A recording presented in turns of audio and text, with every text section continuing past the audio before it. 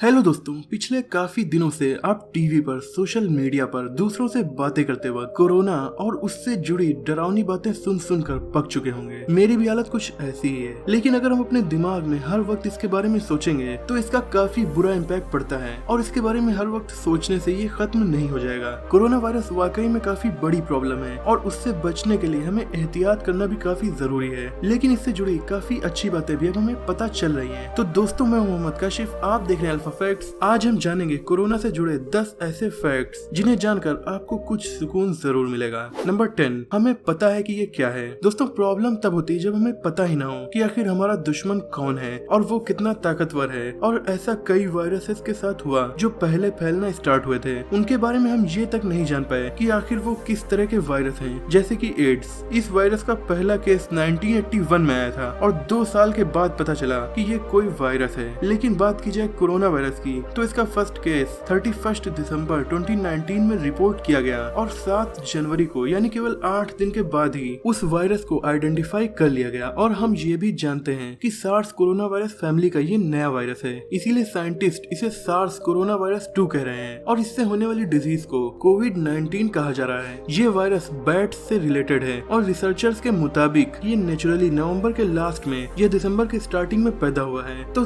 दुश्मन के बारे में जब हमें काफी जानकारी होती है तभी हम उसको हराने के लायक हथियार बना सकते हैं और यहाँ हथियार है इसकी वैक्सीन। नंबर 9, वैक्सीन जल्द ही आ जाएंगी। दोस्तों, इस वायरस से दुनिया को आजादी जल्दी अगर मिल सकती है तो वो वैक्सीन के आने के बाद ही मिल सकती है और मेडिकल साइंस में डेवलपमेंट होने की वजह से अब वैक्सीन काफी जल्दी बनने लगी है, वरना पहले वैक्सीन बनने में 10 से 20 साल का वक्त लग जाता था। लेकिन अब जो टाइम है वो 1 से 1.5 साल का ही लगता है। फिर भी ये टाइम हमें काफी ज्यादा लग रहा है, लेकिन लाखों करोड़ों इंसानों की हेल्थ के साथ मजाक तो नहीं किया जा सकता। इसीलिए वैक्सीन डेवलप करने में सारे कदम फूंक फूंक कर रखने पड़ते हैं। पहले वैक्सीन को लैब में प्रोड्यूस किया जाता है, उसके बाद उसका टेस्ट जानवरों पर स्टार्ट होता है और अगर टेस्ट सही रिजल्ट देता है प्री क्लिनिकल फेज में तो फिर इंसान पर इसकी टेस्टिंग स्टार्ट कर दी जाती है और इसे क्लिनिकल ट्रायल कहते हैं। ये 3 फेज में होते हैं। फेज 1 में कुछ हेल्दी लोगों के ग्रुप पर इसका टेस्ट किया जाता है। फेज 2 में वैक्सीन को और ज्यादा लोगों पर टेस्टिंग करके चेक किया जाता है कि ये अलग अलग लोगों पर कैसा इफेक्ट डाल रही है और फेज 3 में इसे उन जगहों पर टेस्ट किया जाता है जहाँ ये वायरस बहुत ज्यादा फैला है, फिर इसे प्रोड्यूस करने का लाइसेंस मिलता है। तो इन सब प्रोसेस के होने और फिर इसके प्रोड्यूस करके लोगों तक पहुंचाने में 1 से 1.5 साल तो लग ही जाते हैं। लेकिन फिलहाल पिछले 100 सालों में कोई बीमारी इतने बड़े पैमाने पर नहीं फैली, इसीलिए हो सकता है कि रिसर्चर्स अब कोई और तरीका ढूंढकर वैक्सीन काफी जल्दी बना ले, क्योंकि इतनी जरूरत वैक्सीन को बनाने की पिछले 100 साल में नहीं पड़ी थी। वैसे इस वायरस की वैक्सीन हर देश चाह रहा है कि वो सबसे पहले बना ले और इस काम को करने में फिलहाल 80 कंपनी और इंस्टीट्यूट्स लगे हैं। हर कोई इसे सबसे पहले बनाना चाहता है। बेशक ऐसा करके वो काफी अमीर भी हो जाएंगे, लेकिन इन कंपनीज के बीच चल रहे कंपटीशन से हमें ये फायदा है कि वैक्सीन जल्दी बनने के बहुत चांस है, क्योंकि ये एक तरह की रेस है। और एक कंपनी ने तो ये भी दावा कर दिया है कि वो जून तक वैक्सीन बना लेंगे। वहीं ऑक्सफोर्ड यूनिवर्सिटी के वैक्सीनोलॉजी के एक प्रोफेसर का कहना है कि कोरोना वायरस की वैक्सीन को सितंबर तक रेडी हो जाना चाहिए। तो अब तो ये वक्त ही बताएगा कि ऐसा कब तक होगा, जून में या सितंबर में या फिर 2021 में। नंबर 8, कई देशों से अच्छी खबरें। दुनिया भर में बुरा सपना बनकर आया कोरोना वायरस अब कई देशों में तेजी से नहीं फैल पा रहा है, जैसे कि इटली, जर्मनी, स्पेन। इन देशों में कोरोना वायरस काफी तेजी से फैला था और बहुत ज्यादा तबाही मचाई। लेकिन कड़े फैसले, बहुत ज्यादा टेस्टिंग और अच्छी मेडिकल सर्विसेज की वजह से अब इन देशों में नए केस पहले के मुकाबले कम आ रहे हैं। आ तो रहे हैं मगर पहले से काफी कम, और इसीलिए यूरोप के बहुत से देशों में लॉकडाउन को कम किया जाने लगा है। जैसे कि इटली में बुक स्टोर्स और बच्चों के कपड़ों की शॉप्स ओपन की जा सकेंगी। स्पेन में भी लगभग 3 लाख लोगों को काम पर लौटने की इजाजत दी गई है। डेनमार्क में स्कूल्स खुलने लगे हैं। जर्मनी में भी नेक्स्ट वीक से लॉकडाउन में थोड़ी सी कमी की जाएगी। दूसरी तरफ ताइवान तो लॉकडाउन कभी लगाया ही नहीं गया, क्योंकि इन देशों ने काफी स्टार्टिंग में ही बहुत ज्यादा सावधानी अपनाकर इस वायरस को फैलने से बिल्कुल रोक दिया था। और हांगकांग और ताइवान ने 2002 में सार्स को ऑलरेडी देखा था और उसी वायरस आउटब्रेक से मिली सीख की वजह से इन देशों ने इतने अच्छे से कामयाब होकर इस वायरस का सामना किया। और सिंगापुर, साउथ कोरिया, ताइवान का एग्जांपल लेकर दुनिया के बाकी के देश भी कोरोना वायरस को हराने की स्ट्रेटेजी बना सकते हैं और ऑलरेडी बना भी रहे हैं। नंबर 7, लोग ठीक भी हो रहे हैं। दोस्तों इस वायरस से काफी लोग ठीक भी हो जाते हैं, यानी जरूरी नहीं कि जिसका ये वायरस इन्फेक्शन हो उसकी मौत हो जाएगी, लेकिन इसका मतलब ये भी नहीं कि हम निडर होकर घूमें और इसको हल्के में ले लें, जैसे ऐसी ही गलती यूएसए और रशिया जैसे देशों ने की थी। क्योंकि भले ही इससे लोग ठीक हो जाते हैं पर वो दूसरों को तो इन्फेक्ट कर देंगे,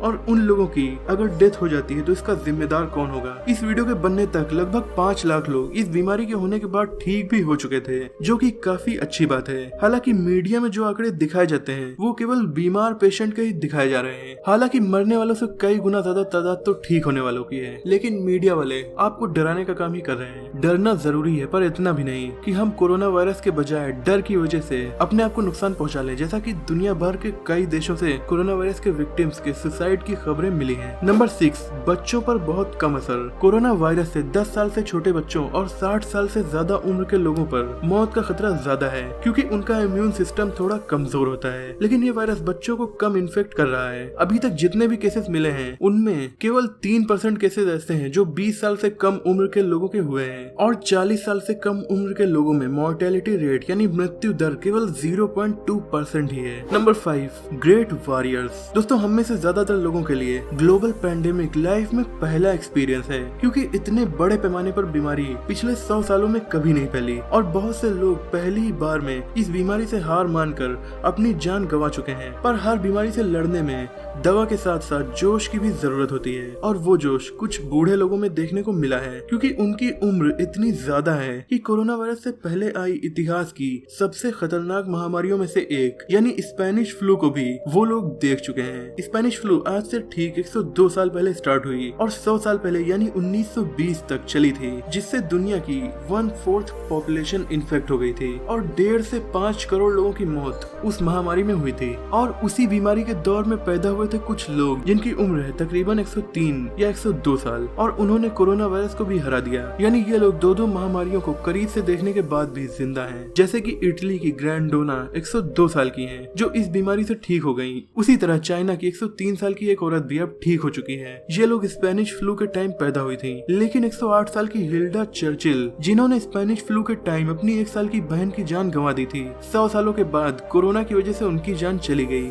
यानी ये स्पेनिश फ्लू में तो बच गई थी, पर 108 साल की उम्र में कोरोना को नहीं हरा पाई। Number 4, testing is improving. सबसे बड़ी बात होती है किसी भी बीमारी का पता लगाना। अगर हम पता ही नहीं लगा पाएंगे तो फिर हम उस बीमारी से लड़ेंगे कैसे। लेकिन इस बीमारी के केस में ऐसा नहीं है। इसमें वायरस का पता लगाने वाला टेस्ट 13 जनवरी से ही अवेलेबल हो गया था, और तो और उसमें लगातार इम्प्रूवमेंट भी हो रही है। टेस्टिंग की सेंसिटिविटी, उसका रिजल्ट देने की स्पीड, हर चीज अब इम्प्रूव हो रही है। यहाँ तक कि 27 मार्च को तो टेस्टिंग का ऐसा तरीका अप्रूव किया गया जो 5 मिनट में ही रिजल्ट बता देता है। इस वायरस की एक और प्रॉब्लम है, ये सिम्टम्स देर में शो करता है। वहीं कुछ हेल्दी लोगों के ये हो जाता है, सिम्टम्स दिखते नहीं, उनसे ये दूसरों में फैल जाता है, और वो हेल्दी लोग जिन्हें ये पहले हुआ था वो बिना ट्रीटमेंट के ही ठीक हो जाते हैं। मतलब दुनिया के कुछ लोग ऐसे हैं जिनके इन्फेक्शन हुआ और वो ठीक भी हो गए, लेकिन उन्हें पता तक नहीं चला कि उन्हें कोरोना वायरस था। ऐसे लोगों की टेस्टिंग करना भी जरूरी है, क्योंकि उनकी वजह से काफी लोगों की ये वायरस हो जाता है। और इसी के लिए CDC ने ऐसी किट बनाई है जो किसी हेल्दी इंसान का टेस्ट करके बता सकती है कि इनके पहले कोरोना वायरस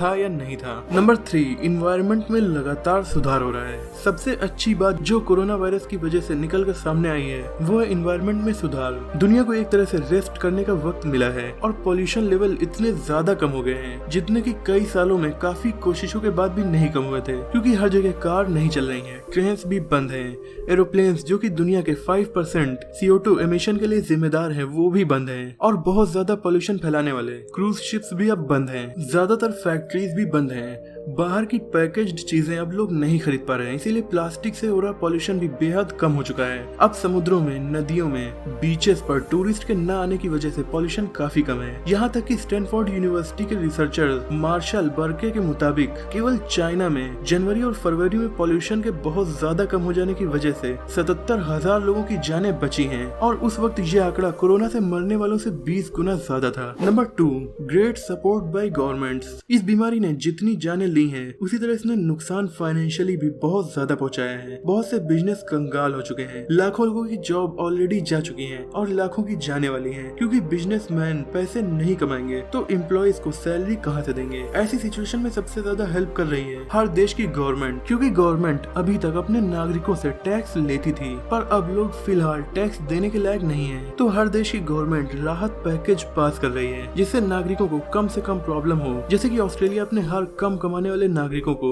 लगभग 32,000 रूपए दे रहा है। डेनमार्क की गवर्नमेंट 75% वर्कर्स को खुद ही सैलरी दे रही है। फ्रांस ने फिलहाल टैक्स लेना बंद करके छोटे बिजनेसमैन से कहा है कि सैलरी आप न दीजिए वर्कर्स को, बल्कि हम देंगे, और किराए के पैसे भी गवर्नमेंट दे रही है। Italy, Spain, Sweden, UK, USA, हर देश में यही हाल है। नंबर 1, लोग एक साथ रह रहे हैं। सालों से अपने काम में बिजी इंसान अपनों को कभी टाइम नहीं दे पाता था, लेकिन आज टाइम ही टाइम है और लोग एक साथ फैमिली के साथ टाइम स्पेंड कर पा रहे हैं और नई नई एक्टिविटीज लोग अपने घर में कर रहे हैं। अगर आप भी चाहते हैं कि आपका ये टाइम अच्छे से और बोर न रहते हुए बीते, तो मेरे दूसरे चैनल मोहम्मद काशिफ में इससे रिलेटेड वीडियो आपको मिल जाएंगी। और बच्चों के लिए ये टाइम कैसे फन एक्टिविटीज करते हुए गुजरे, उससे रिलेटेड वीडियो भी आप उस चैनल पर देख सकते हैं। तो उन वीडियोस का लिंक आपको डिस्क्रिप्शन में मिल जाएगा। दोस्तों, इस वीडियो को बनाने का मकसद था इस टेंशन भरे माहौल में आपको थोड़ा सुकून देना। मुझे उम्मीद है कि इस वीडियो को देखकर आपको थोड़ा सुकून तो मिला ही होगा। हर वक्त की तरह ये वक्त भी गुजर जाएगा। जरूरत है तो पेशेंस बनाए रखने की और WHO और अपनी गवर्नमेंट की